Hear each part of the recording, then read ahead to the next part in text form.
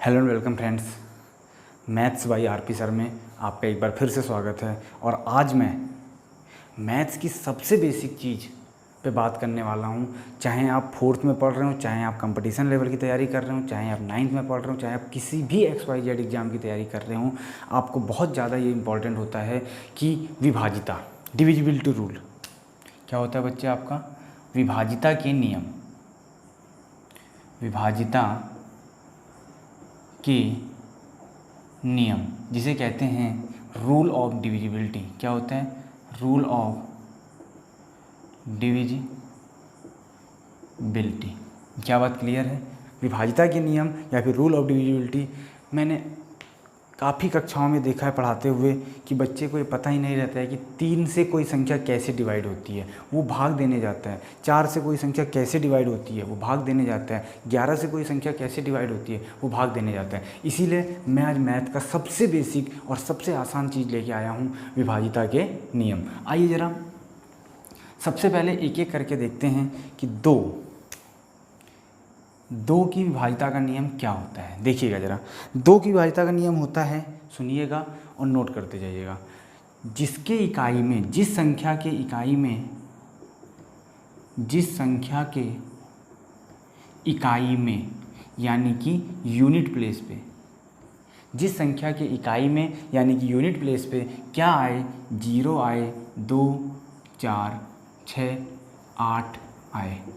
जिस संख्या के इकाई पे 0, 2, 4, 6, 8 आए, वो पूरी की पूरी संख्या बिना देखे, केवल अगर आपने इकाई का अंक देख लिया कि 0 है, 2 है, 4 है, 6 है, 8 है, तो पूरी की पूरी संख्या किससे विभाजित होगी बच्चे? 2 से विभाजित होगी। एग्जाम्पल पे देख लेते हैं। 42, 1, 2, 3, 4, 5, 6 इकाई पे कितना है? आप देख पा रहे होंगे कि इसमें इकाई पे कितना है बच्चे? 6 है। तो यानी पूरी की पूरी संख्या किससे विभाजित होगी? 2 से विभाजित होगी। यहाँ इकाई पे कितना है? 2 है। तो पूरी की पूरी संख्या किससे विभाजित होगी? 2 से विभाजित होगी। आइए अगला 3, संख्या के अंकों का योग। संख्या के अंकों का योग यदि 3 से विभाजित हो जाए, क्या बोला मैंने? संख्या के अंकों का योग यदि 3 से विभाजित हो जाए तो पूरी संख्या 3 से विभाजित होती है। बात क्लियर है? देखिएगा ज़रा मैंने क्या लिखा है, उसका एग्जाम्पल को समझते हैं। संख्या के अंकों का योग यदि 3 से विभाजित हो जाए तो पूरी संख्या 3 से विभाजित होती है। जैसे मैं एक आसान सा एग्जाम्पल लिखता हूँ, 139।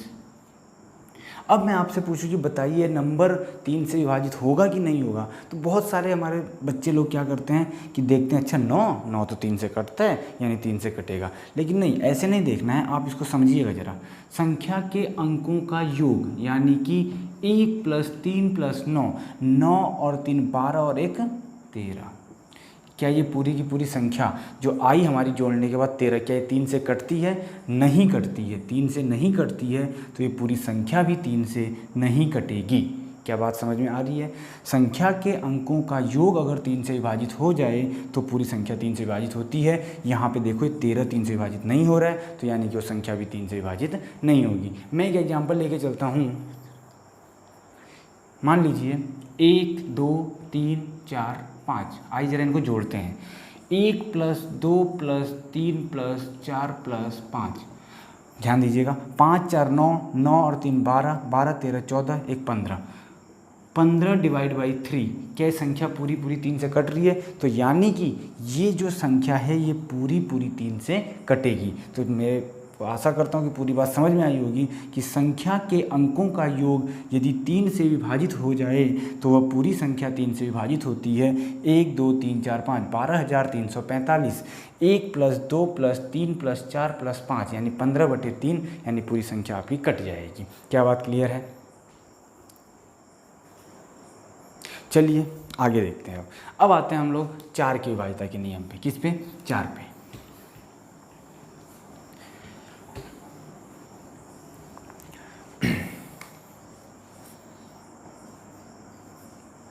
4 की वाहिता का नियम क्या होता है कि संख्या के लास्ट के 2 अंक, यूनिट डिजिट से चलेंगे, लास्ट के 2 अंक अगर 4 से कट जाते हैं तो पूरी संख्या भी 4 से कट जाएगी।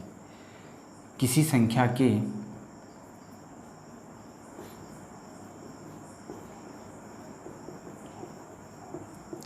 अंतिम 2 अंक यदि 4 से कट जाते हैं तो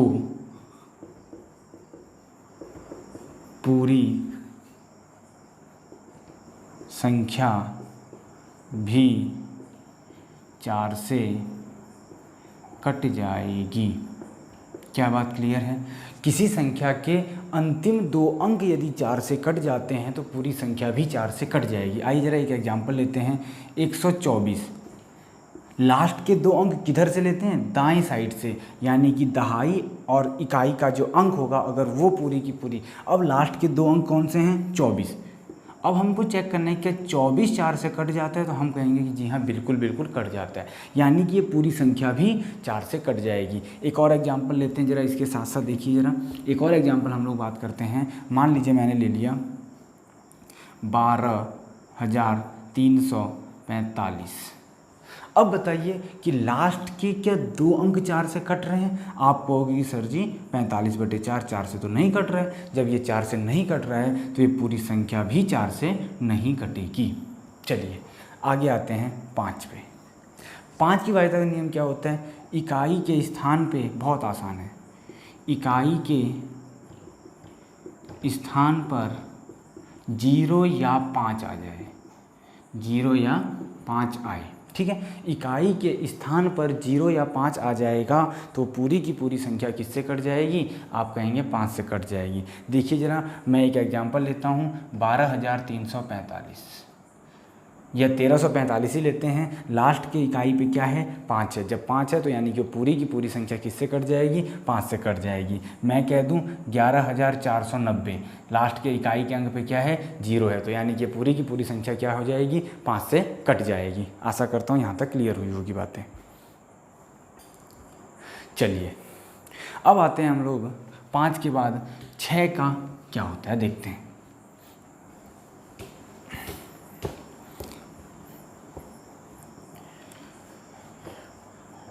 6 की वाहिता का नियम, 6 की वाहिता का नियम होता है कि जो संख्या 2 से भी कट जाए और 3 से भी कट जाए, जो संख्या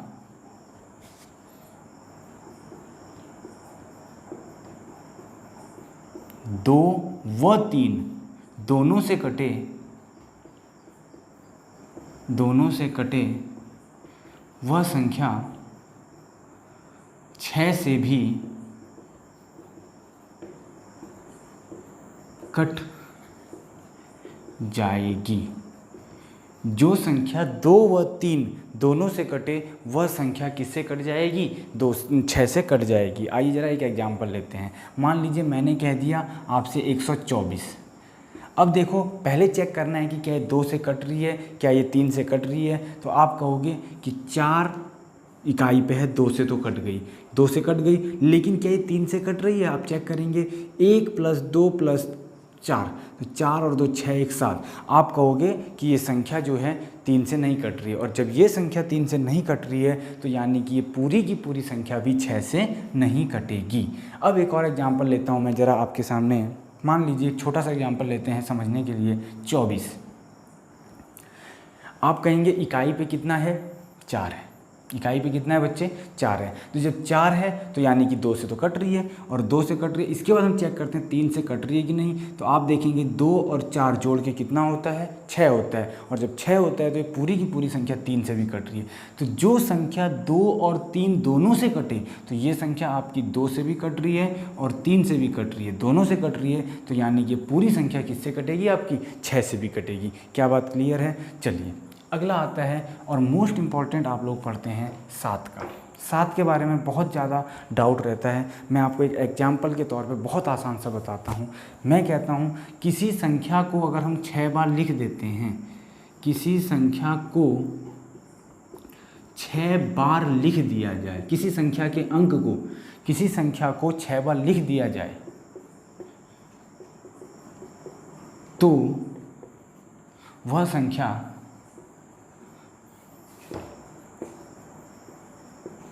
सात से अवश्य कटेगी, अवश्य कटेगी। देखिए जरा, मैं लिख देता हूँ 6 बार 6। क्या लिखा मैंने? किसी संख्या को 6 बार लिख दिया जाए तो वह संख्या 7 से अवश्य कटेगी। हमने लिख दिया एग्जाम्पल के तौर पे 6 बार 6 लिख दिया। आइए जरा चेक करते हैं कि क्या ये संख्या कट रही है कि नहीं कट रही है। चलिए देखिएगा जरा, 6 बार लिखते हैं। लिखा है 1 2 3 4 5 6, 7 से भाग दीजिए। आप कहेंगे 7 नमा 63, 3 36, 7 पंजे 35, फिर आप कहेंगे 1 बचा, फिर 6, 7 दूनी 14, 2, फिर 26, 7 तियाँ 21, फिर बचा 5, 7 अठे 56, कट गया। जो बात मैंने आपसे बताई, क्या बात क्लियर हो रही है? जो बात मैंने आपसे बताई कि अगर हम किसी संख्या को 6 बार लिख देते हैं, 1 2 3 4 5 6 बार लिख दिया, तो इस बात की गारंटी है कि वो पूरी की पूरी संख्या किससे कटेगी? 7 से कटेगी। चलिए आइए ज़रा अब हम देखते हैं 8 की भाज्यता का नियम। अभी आपके पास बचा है 8, 9 और 11, 10 भी बचा है, लेकिन 10 सभी को पता रहता है कि क्या होता है।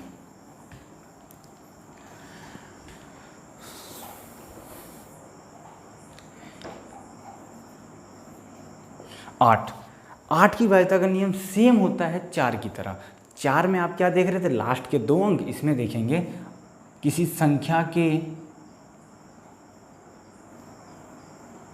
अंतिम 3 अंक, संख्या के अंतिम 3 अंक यदि 8 से कटें तो पूरी संख्या 8 से कट जाएगी। मैं लिख देता हूँ एक अच्छा सा एग्जाम्पल आप लोगों के लिए। जैसे मान लीजिए मैंने लिख दिया 5840। अब आपको क्या चेक करना है कि क्या ये पूरी की पूरी संख्या 8 से कटती है कि नहीं कटती है। तो आप कहेंगे कि लास्ट के 3 अंक चेक कीजिए। लास्ट के 3 अंक क्या हैं? इसमें 840 हैं, और 840 को अब 8 से भाग दे रहे हैं, तो 8 ही कम 8, 0 बचा, 8 पंजे 40। यानी कि पूरी की पूरी संख्या जो है 840 जो है वो 8 से कट रही है, यानी ये पूरी संख्या भी 8 से कट जाएगी। एक और एग्जाम्पल ले लेते हैं ज़रा हम लोग। 12,500 इस टाइप से, इकाई, दहाई, सैकड़ा, हज़ार, 10,000, लाख, 1,25,040। अब देखो लास्ट के जो 3 अंक हैं ये पूरे हैं। लास्ट के 3 अंक क्या हैं? 0, 40 हैं। तो ये संख्या आपकी 8 से कट रही है, तो यानी कि पूरी की पूरी संख्या भी 8 से आपकी कट जाएगी। चलिए अगला है आपका 9 की भाज्यता का नियम। 9 की भाज्यता का नियम जैसे सेम 3 की भाज्यता का नियम के जैसे है। यानी कि आप कहोगे संख्या के अंकों का योग, संख्या के अंकों का योग यदि 9 से कटता है तो पूरी संख्या भी 9 से कटेगी। क्या बताया मैंने बच्चे? कि संख्या के अंकों का योग यदि 9 से कटता है तो पूरी संख्या भी 9 से कटेगी। एग्जाम्पल देखिएगा, जैसे मैं लिख देता हूँ 729। इसको हम क्या करेंगे? इसके अंकों के योग को जोड़ेंगे, यानी कि 7 + 2 + 9, 9 और 2 11, 11 और 7 18।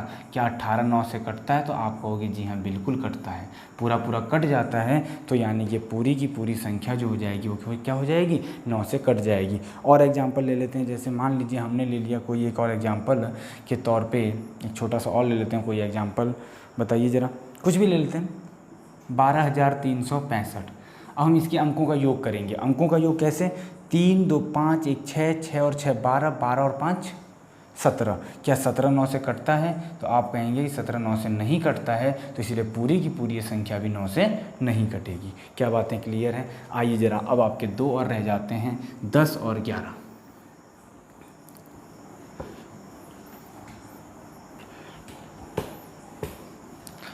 देखिएगा ज़रा, 10 का बहुत ही सिंपल है कि यदि संख्या के इकाई पे 0 हो, संख्या की इकाई पे क्या हो, 0 हो, तो सारी की सारी संख्याएं जो होती हैं किससे कटती हैं, 10 से कट जाती हैं। चाहे आप कुछ भी उठा लो, 120 ले लो, 130 ले लो, 140 ले लो, कुछ भी ले लीजिए, अगर इकाई पे कितना है, 0 है, तो पूरी की पूरी संख्या क्या होगी आपकी, 10 से कट जाएंगी। देखिए, जो भी बच्चे टेट की तैयारी कर रहे हैं उनके लिए भी ये बहुत इंपॉर्टेंट वीडियो होने वाला है, क्योंकि आपका एक बहुत अच्छा सवाल बोलता है 11 पे। आइए ज़रा अब 11 पे हम लोग बहुत अच्छे से बात करते हैं और बहुत अच्छे से समझने की कोशिश करते हैं। 11 की विभाज्यता का नियम। 11 पे सवाल ये दिया जाता है कि उस संख्या में कितना जोड़ा जाए या कितना घटाया जाए कि वो संख्या पूरी पूरी कट जाए। तो देखिए ज़रा 11 की विभाज्यता का नियम क्या होता है। 11 की विभाज्यता के नियम से हमें पता होना चाहिए, पहले मान लो मैंने एक संख्या लिखी 12,345, समझना पहले 11 की विभाज्यता के नियम से पहले इस बात को समझिए, 12,345। अगर आपसे कोई पूछे कि सम स्थान विषम स्थान, देखिए ये इसकी पोजीशन पहली पोजीशन है, इसकी पोजीशन दूसरी है, इसकी पोजीशन तीसरी है, इसकी चौथी और इसकी पांचवी। यानी कि अगर मैं आपसे पूछूं कि विषम स्थानों पे कौन कौन सी पोजीशन वाले नंबर हैं, तो आप कहोगे विषम स्थानों पे एक 5, एक ये तीसरे नंबर पे और एक ये पाँचवें नंबर पे। और अगर मैं कहूँ आपसे सम स्थानों पे कौन से हैं, तो आप कहोगे ये और ये आपके होते हैं सम स्थान, ये होते हैं आपके विषम स्थान। बस इसी पे आपका 11 की विभाज्यता का नियम बनेगा। देखिए ज़रा कैसे बनेगा।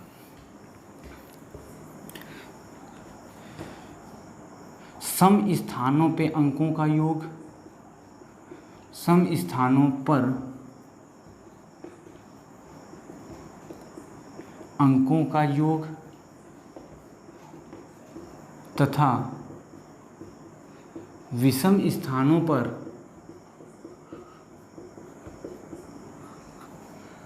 अंकों का योग। ठीक, आपने क्या करना है, सम स्थान पे जो जो अंक हैं उनका योग करना है और विषम स्थान पे जो जो अंक हैं उनका योग करना है। उसके बाद क्या करना है, अंकों का योग, फिर उनका अंतर करने पर या तो 0 आए या 11 या 11 के मल्टीपल आए, यानी कि 11 के गुणज आए, तो पूरी की पूरी संख्या क्या होती है आपकी, 11 से कट जाएगी। बहुत ध्यान से फिर से समझिएगा, सम स्थानों पर अंकों का योग तथा विषम स्थानों पर अंकों का योग, फिर उनका अंतर करने पर, बड़े में से छोटा घटाना है आपको, अगर 0 आ जाए या फिर 11 आ जाए या फिर 11 के गुणज आ जाए, तो वो पूरी की पूरी संख्या किससे कट जाएगी, 11 से कट जाएगी। एक एग्जाम्पल ले लेते हैं ज़रा हम लोग, एक एग्जाम्पल लेते हैं, मान लीजिए 12,321। अब आपसे मैं पूछूं कि सम स्थान पे कौन कौन से हैं, तो आप कहेंगे सम स्थान पे हैं आपका 1 2 हो जाएगा और 1 2 हो जाएगा, यानी कि 4। विषम स्थान पे अंकों का योग कितना होगा, तो आपका 1 1 हो जाएगा, 1 आपका 3 हो जाएगा और 1 हो जाएगा, 3 1 4 1 5। अब क्या करेंगे, 5 - 4 तो 1 आया, क्या ये 11 आया, क्या ये 0 आया, तो आप कहेंगे नहीं। तो अगर ये ऐसा नहीं आया तो इसका मतलब ये संख्या 11 से नहीं कटेगी। एक और एग्जांपल ले लेता हूँ मैं, 12,321। 12,320 ले लेते हैं, चलिए 12,320। चलिए चेक करते हैं ज़रा इसको हम लोग, 3 1, ठीक है। देखो सम स्थान पे क्या क्या आएगा आपका, ये 2 आएगा और एक ये 2 आएगा, तो यानी कि सम स्थान पे अंकों का योग हो जाएगा 2 + 2 = 4। विषम स्थान पे अंकों का योग हो जाएगा 0 + 3 + 1 यानी कि 4। अब अंतर करेंगे, 4 - 4 आपका आ गया 0। जब ये 0 आ गया तो आप कहेंगे कि ये पूरी की पूरी संख्या पक्का रूप से, कन्फर्म रूप से किससे कटेगी, 11 से कट जाएगी। तो इस तरीके से आपके 2 से लेकर के कितने से, 2 से लेकर के 11 तक के क्या हो गए, विभाज्यता के नियम हो गए। ठीक है, अब देखिए आगे हम लोग क्या बात करेंगे। इस वीडियो में केवल हम इतना ही रखते हैं, क्योंकि आपको विभाज्यता का नियम मैथ पढ़ाने से पहले सबसे ज़्यादा ज़रूरी था। आगे हम अब ऐसे ही धीरे धीरे आगे बढ़ेंगे, और कैसे हम धीरे धीरे आगे बढ़ते हैं, बहुत छोटी छोटी चीज़ों पे बात करेंगे, और उसके बाद इस लेवल से उठा के हम बहुत ऊपर के लेवल तक मैथ को लेके जाएंगे। इसी प्रकार से आपको और अच्छी वीडियो पाने के लिए इस चैनल को लाइक, शेयर और सब्सक्राइब करना ना भूलें। एक बात और ध्यान दीजिएगा कि अभी अभी आपको पता होगा, इसके बारे में बात करना बहुत ज़रूरी है बच्चे। देखिएगा ज़रा,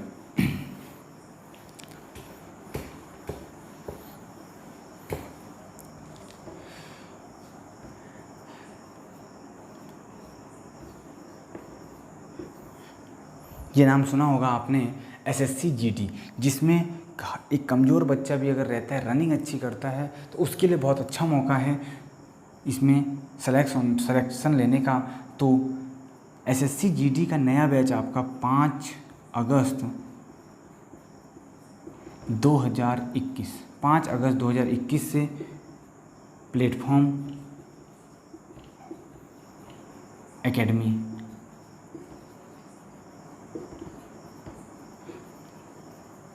नंदगंज में ऑफलाइन बैच आपका शुरू होने जा रहा है, जिसमें आप लोग जल्दी से जल्दी अपना एडमिशन ले सकते हैं, और उसमें आपको ज़रूर रूप से सिलेक्शन दिलाया जाएगा। और साथ में इसकी आपकी ऑनलाइन क्लास भी यूट्यूब के ज़रिए डेली बाय डेली आपको प्रोवाइड कराती जाएगी, जिसमें आपकी आती है number 1 math, number 2 reasoning, number 2 Hindi, number 4 GK GS, इसी में आपकी करंट आएगी। क्लियर है? तो इस सब वीडियो को देखने के लिए चैनल को लाइक, शेयर और सब्सक्राइब जरूर करें, और बेल आइकन को ज़रूर प्रेस करें, ताकि आप हर टाइम वीडियो की अपडेट पा सकें। ठीक है बच्चे, आज के लिए इतना ही रखते हैं। आगे हम फिर से मिलेंगे नई वीडियो के साथ, नई क्लास के साथ। Thank you class.